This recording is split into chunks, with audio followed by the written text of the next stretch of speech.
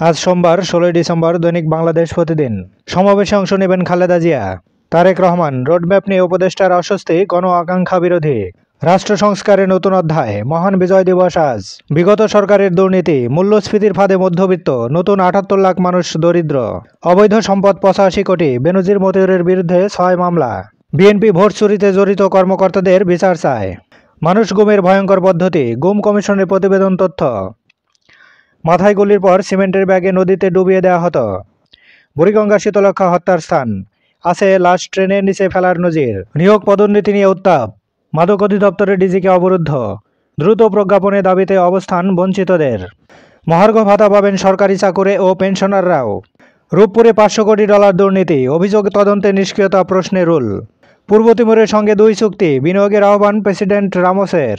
সৈয়দ মোহাম্মদ রেজাউল করিম, কথিত বুদ্ধিজীবীরা যুগ যুগ ধরে ষড়যন্ত্র করছে। কালের কণ্ঠের গোলটেবিল বৈঠক, প্রতিহিংসামুক্ত রাজনীতি গড়ে তুলতে হবে।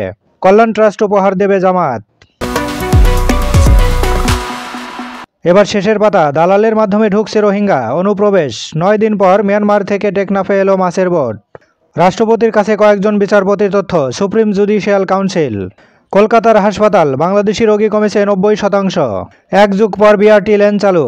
প্রতিদিন সকাল 6টা 45 থেকে রাত 9টা পর্যন্ত চলবে বাস। সেন্ট মার্টিনে বিধিনিষেধ প্রশ্নে হাইকোর্টের রুল। 3 গ্রামে তুল কালাম, মাইকে ঘোষণা দিয়ে সংঘর্ষ, আহত শতাধিক।